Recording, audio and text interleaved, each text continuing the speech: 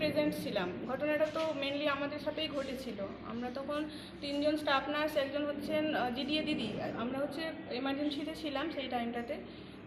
কোনো কথোপকথন ছাড়াই উনি এসে রীতিমতো ডাক্তার কোথায়, নার্স কোথায়, আমরা বলছি কী হয়েছে বলুন, কোনো সমস্যা হয়েছে, আপনি বলুন কি আপনার সমস্যা।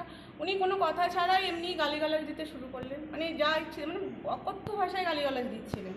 তার উপর মেরে ফেলার হুমকি অবধি উনি আমাদের দিয়েছিলেন। তারপর যখন আমি চিৎকার চেঁচামেচি শুরু করি সেই টাইমটাতে উনি রীতিমতো চড়াও হচ্ছিলেন আমাদের উপরে।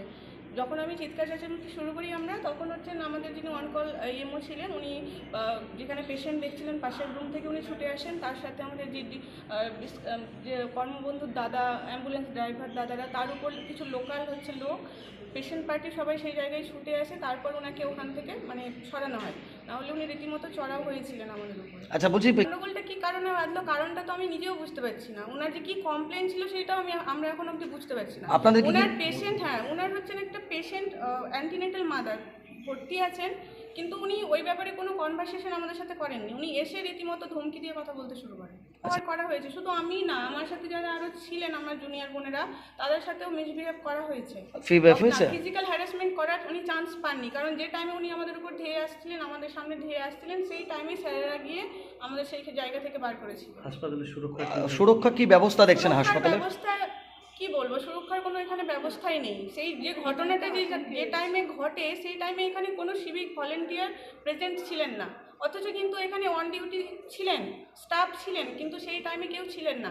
রীতিমতো মানে বলছি তো, সবার লাস্টে যদি কেউ সেই জায়গাটায় এসে পৌঁছায় সেটা সিভিক ভলেন্টিয়ার। আচ্ছা, আপনারা পাননি সিভিক ভলেন্টিয়ারকে? মাইকিং করার পর মানে সিভিক ভলেন্টিয়ার আপনাদেরকে বাঁচা দিয়ে বা রেস্কিউ করার জন্য? একদমই না, একদম না।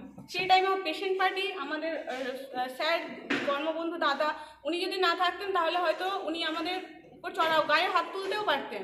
কতটা নিরাপত্তাহীনতায় ভুগছেন এই মুহূর্তে? এখানে কোনো কি বলবো, আমরা সেফ না, নিরাপত্তাহীনতা তো আছে। না হলে এইরকম মানে অন ডিউটি অবস্থায় উনি কি করে হসপিটালের মধ্যে আসেন, তাও আবার উনি কিন্তু ড্রাঙ্ক অবস্থাতে ছিলেন। ঘটনা এতে আমরা যারা ডিউটিতে ছিলাম সবাই খুব আতঙ্কিত এবং খুব দুঃখিত।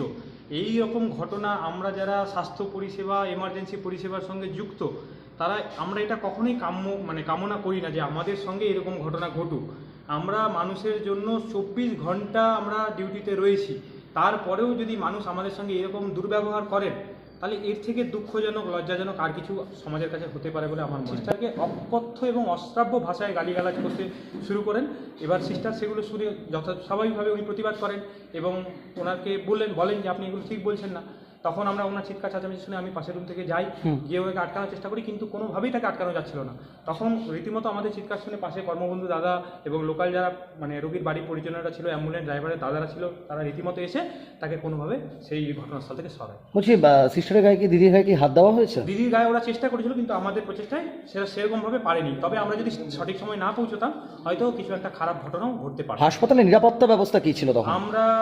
আমরা মানে কালকের ঘটনা পার্টিকুলারলি বলতে পারি, আমি কালকে খুবই মানে নিরাপত্তার যে এতটা অভাব বা ঘাটতি হতে পারে মানে এটা কল্পনা করা যায় না। কেননা আমাদের সঙ্গে যে মুহূর্তে ঘটনাটা ঘটছে সেই সময় কেউ ওখানে অন ডিউটি সিভিক ভলান্টিয়ার দাদা ছিলেন না। আমরা যখন চিৎকার চেঁচামেচি করি, মাইকে অ্যানাউন্স করা হয় অন ডিউটি সিভিক দাদা কে আছেন, তখন ঘটনা শেষ হয়ে যাওয়ার পরে উনি আসা। ভারতবর্ষে যে হারে নারী নির্যাতন হচ্ছে, তাহলে ওনারা কি করে ডিউটি করবেন? ওনারা তো সামাজিকভাবে সুরক্ষিত নয়, তাহলে আমরা কি করে আমরা মানুষকে ভালোভাবে পরিষেবা দেব? আপনারা কি থানায়? অবশ্যই একটা সিস্টার এবং আমরা সবাই মিলে একটা লিখিত অভিযোগ দিয়েছি হরিশ্চন্দ্রপুর পুলিশ স্টেশনে। কি চাইছেন? আমরা উপযুক্ত দোষীর বিচার চাই। আপনার নাম? আমার নাম ডক্টর প্রভাকর সাহা, আমি medical officer, Harishchandrapur rural hospital.